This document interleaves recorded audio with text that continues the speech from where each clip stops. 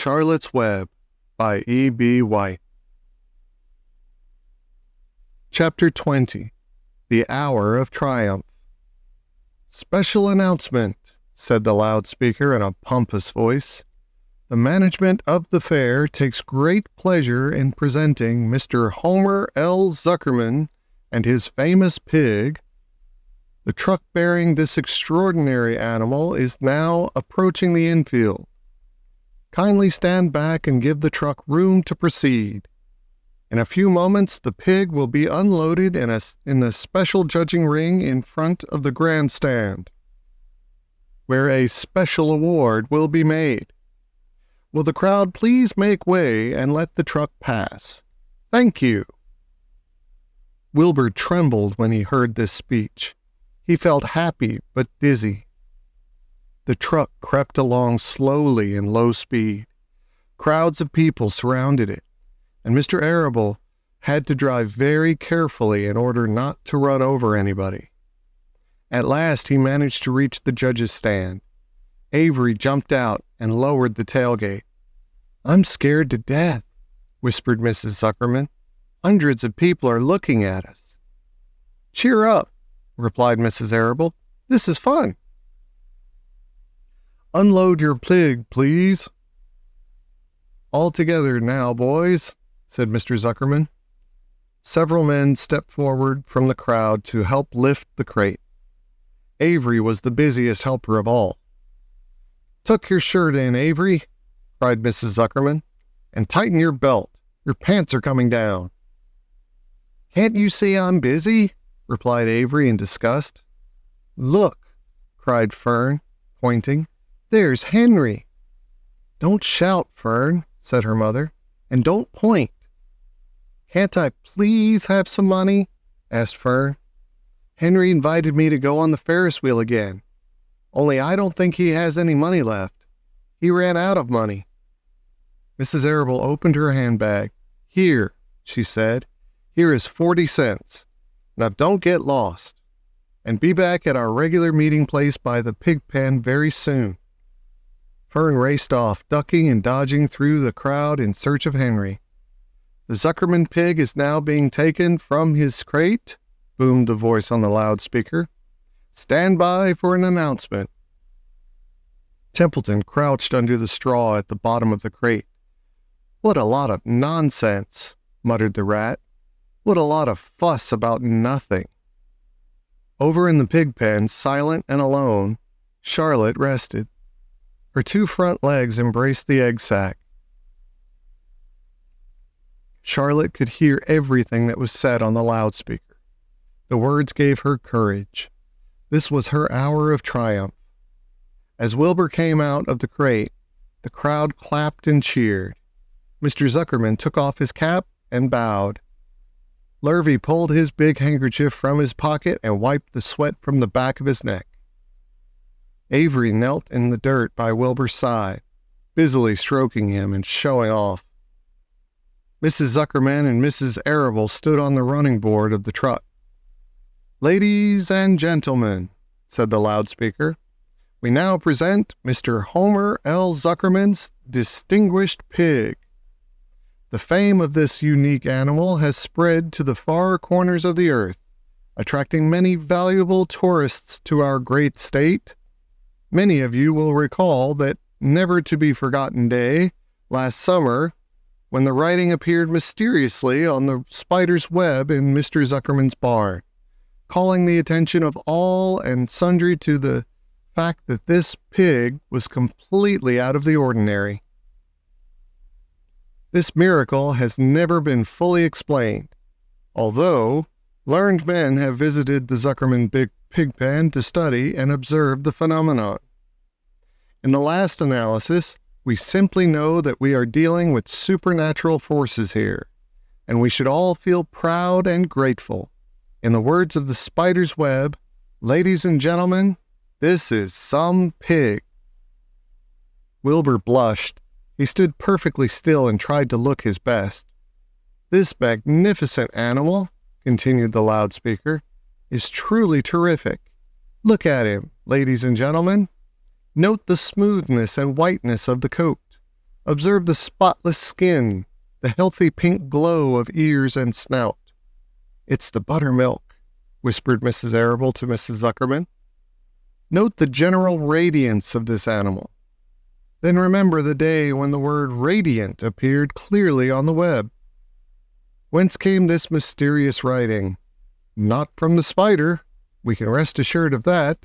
Spiders are very clever at weaving their webs, but needless to say, spiders cannot write. Oh, they can't they? Murmured Charlotte to herself. Ladies and gentlemen, continued the loudspeaker, I must not take any more of your valuable time. On behalf of the governors of the fair, I have the honor of awarding a special prize of $25 to Mr. Zuckerman, together with a handsome bronze medal suitably engraved in token of our appreciation of the part played by this pig.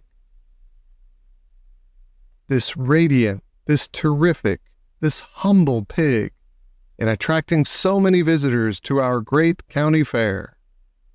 Wilbur had been feeling dizzier and dizzier through this long complimentary speech. When he heard the crowd begin to cheer and clap again, he suddenly fainted away. His legs collapsed, his mind went blank, and he fell to the ground unconscious. "What's wrong?" asked the loudspeaker. "What's going on, Zuckerman? What's the trouble with your pig?" Avery was kneeling by Wilbur's head, stroking him. Mr. Zuckerman was dancing about, fanning him with his cap. "He's all right," cried Mr. Zuckerman. "He gets these spells. He's modest and can't stand praise." "Well, we can't give a prize to a dead pig," said the loudspeaker. "It's never been done." "He isn't dead," hollered Zuckerman. "He's fainted. He gets embarrassed easily. Run for some water, Lurvy." Lurvy sprang from the judge's ring and disappeared. Templeton poked his head from the straw. He noticed that the end of Wilbur's tail was within reach. Templeton grinned. "I'll tend to this," he chuckled. He took Wilbur's tail in his mouth and bit it, just as hard as he could bite. The pain revived Wilbur. In a flash, he was back on his feet. "Ouch!" he screamed. "Hooray!" yelled the crowd. "He's up! The pig's up! Good work, Zuckerman! That's some pig!" Everyone was delighted. Mr. Zuckerman was the most pleased of all. He sighed with relief. Nobody had seen Templeton. The rat had done his work well. And now one of the judges climbed into the ring with the prizes. He handed Mr. Zuckerman 2 $10 bills and a $5 bill. Then he tied the medal around Wilbur's neck. Then he shook hands with Mr. Zuckerman while Wilbur blushed. Avery put out his hand, and the judge shook hands with him, too. The crowd cheered. A photographer took Wilbur's picture. A great feeling of happiness swept over the Zuckermans and the Arables. This was the greatest moment in Mr. Zuckerman's life. It is deeply satisfying to win a prize in front of a lot of people. As Wilbur was being shoved back into the crate, Lurvy came charging through the crowd carrying a pail of water. His eyes had a wild look. Without hesitating a second, he dashed the water at Wilbur. In his excitement, he missed his aim, and the water splashed all over Mr. Zuckerman and Avery. They got soaking wet. "For goodness sake," bellowed Mr. Zuckerman. Who was really drenched? "What ails you, Lurvy? Can't you see the pig is all right?"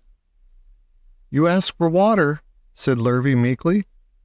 "I didn't ask for a shower bath," said Mr. Zuckerman. The crowd roared with laughter. Finally, Mr. Zuckerman had to laugh too. And of course, Avery was tickled to find himself so wet. He immediately started to act like a clown. He pretended he was taking a shower bath. He made faces and danced around and rubbed imaginary soap under his armpits. Then he dried himself with an imaginary towel. "Avery, stop it," cried his mother. "Stop showing off." but the crowd loved it. Avery heard nothing but the applause. He liked being a clown in a ring, with everybody watching in front of a grandstand. When he discovered there was still a little water left in the bottom of the pail, he raised the pail high in the air and dumped the water on himself and made faces. The children in the grandstand screamed with appreciation. At last, things calmed down. Wilbur was loaded into the truck.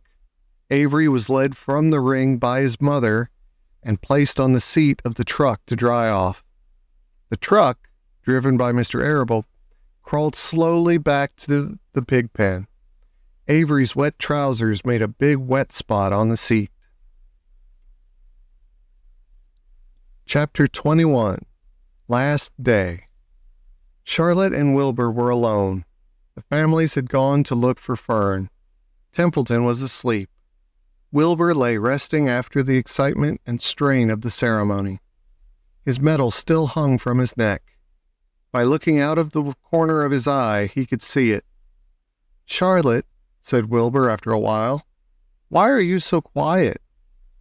"I like to sit still," she said. "I've always been rather quiet." "Yes, but you seem specially so today. Do you feel all right?" "A little tired, perhaps, but I feel peaceful. Your success in the ring this morning was, to a small degree, my success. Your future is assured. You will live, secure and safe, Wilbur. Nothing can harm you now. These autumn days will shorten and grow cold. The leaves will shake loose from the trees and fall. Christmas will come, then the snows of winter. You will live to enjoy the beauty of the frozen world. For you mean a great deal to Zuckerman, and he will not harm you, ever. Winter will pass. The days will lengthen. The ice will melt in the pasture pond. The song sparrow will return and sing. The frogs will awake. The warm wind will blow again. All these sights and sounds and smells will be yours to enjoy. Wilbur, this lovely world, these precious days." Charlotte stopped. A moment later, a tear came to Wilbur's eye. "Oh, Charlotte," he said, "to think that when I first met you, I thought you were cruel and bloodthirsty." When he recovered from his emotion, he spoke again. "Why did you do all this for me?" he asked. "I don't deserve it. I've never done anything for you." "You have been my friend," replied Charlotte. "That in itself is a tremendous thing. I wove my webs for you because I liked you. After all, what's a life anyway? We're born, we live a little while, we die. A spider's life can't help being something of a mess. With all this trapping and eating flies, by helping you, perhaps I was trying to lift up my life a trifle. Heaven knows anyone's life can stand a little of that." "Well," said Wilbur, "I'm no good at making speeches. I haven't got your gift for words. But you have saved me, Charlotte, and I would gladly give my life for you. I really would." "I'm sure you would, and I thank you for your generous sentiments."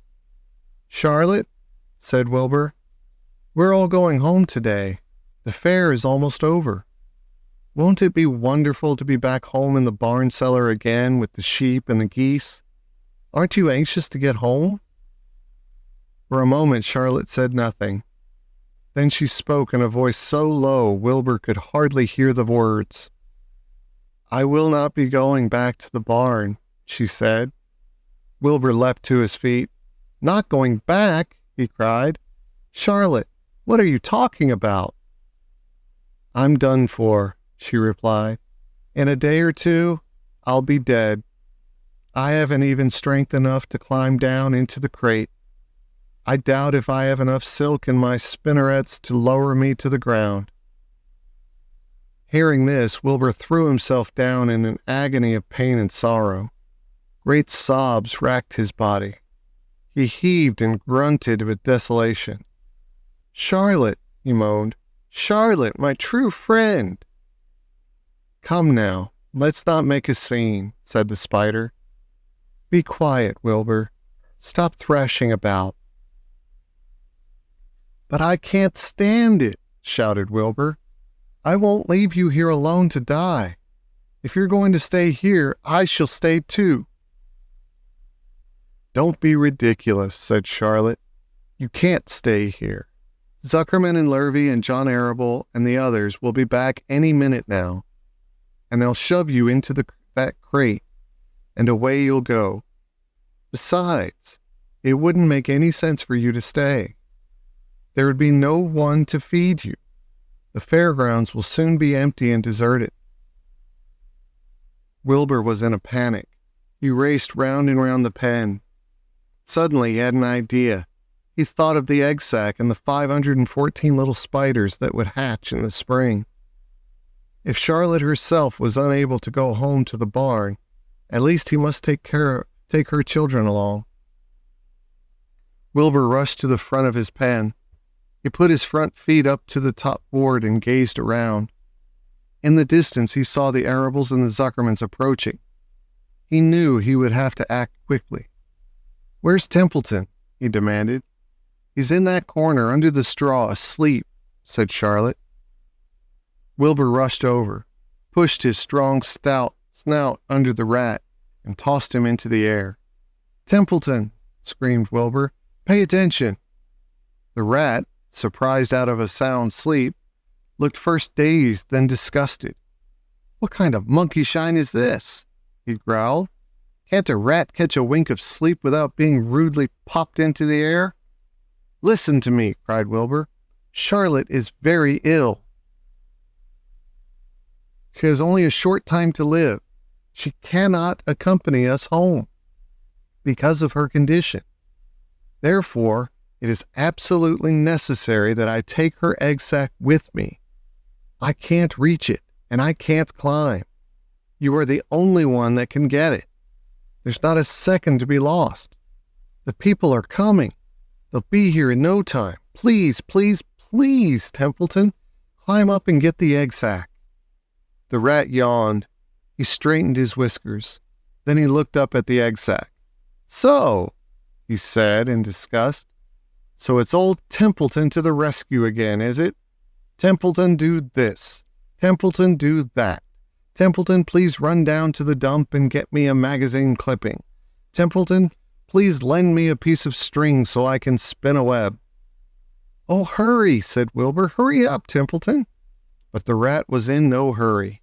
He began imitating Wilbur's voice. "So it's hurry up, Templeton, is it?" he said. "Ho, ho. And what thanks do I ever get for these services, I would like to know?" Never a kind word for old Templeton. Only abuse and wisecracks and side remarks. Never a kind word for a rat. "Templeton," said Wilbur in desperation, "if you don't stop talking and get busy, all will be lost, and I will die of a broken heart. Please climb up." Templeton lay back in the straw. Lazily, he placed his forepaws behind his head and crossed his knees in an attitude of complete relaxation. "Die of a broken heart," he mimicked. "How touching. My. I notice that it's always me you come to when you're in trouble, but I've never heard of anyone's heart breaking on my account. Oh no, who cares anything about Templeton?" "Get up," screamed Wilbur. "Stop acting like a spoiled child." Templeton grinned and lay still. "Who made trip after trip to the dump?" he asked. "Why, it was old Templeton. Who saved Charlotte's life by scaring that Arable boy away with a rotten goose egg? Bless my soul, I believe it was old Templeton. Who bit your tail and got you back on your feet this morning after you had fainted in front of the crowd? Old Templeton. Has it ever occurred to you that I'm sick of running errands and doing favors? What do you think I am, anyway? A rat of all work? Wilbur was desperate. The people were coming, and the rat was failing him. Suddenly he remembered Templeton's fondness for food. "Templeton," he said, "I will make you a solemn promise. Get Charlotte's egg sac for me, and from now on I will let you eat first when Lurvy slops me. I will let you have your choice of everything in the trough, and I won't touch a thing until you're through." The rat sat up. "You mean that?" he said. "I promise. I cross my heart." "All right, it's a deal," said the rat. He walked to the wall and started to climb. His stomach was still swollen from last night's gorge. Groaning and complaining, he pulled himself slowly to the ceiling. He crept along till he reached the egg sac. Charlotte moved aside for him. She was dying, but she still had strength enough to move a little.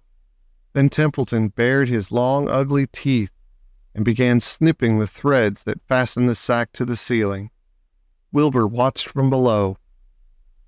"Use extreme care," he said. "I don't want a single one of those eggs harmed." "This stuff sticks in my mouth," complained the rat. "It's worse than caramel candy." But Templeton worked away at the job and managed to cut the sack adrift and carry it to the ground, where he dropped it in front of Wilbur. Wilbur heaved a great sigh of relief. "Thank you, Templeton," he said. "I will never forget this as long as I live." "Neither will I," said the rat, picking his teeth. "I feel as though I'd eaten a spool of thread. Well, home we go." Templeton crept into the crate and buried himself in the straw. He got out of sight just in time. Lurvy and John Arable and Mr. Zuckerman came along at that moment, followed by Mrs. Arable and Mrs. Zuckerman and Avery and Fern. Wilbur had already decided how he would carry the egg sac. There was only one way possible. He carefully took the little bundle in his mouth and held it there on top of his tongue. He remembered that Charlotte had told him that the sack was waterproof and strong. It felt funny on his tongue and made him drool a bit, and of course he couldn't say anything. But as he was being shoved into the crate, he looked up at Charlotte and gave her a wink. She knew he was saying goodbye in the only way he could, and she knew her children were safe.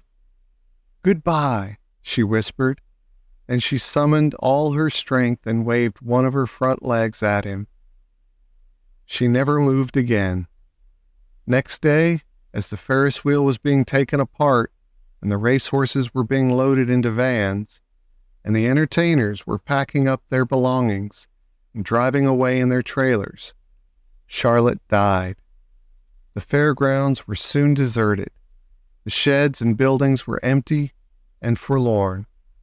The infield was littered with bottles and trash. Nobody of the hundreds of people that had visited the fair knew that a gray spider had played the most important part of all. No one was with her when she died.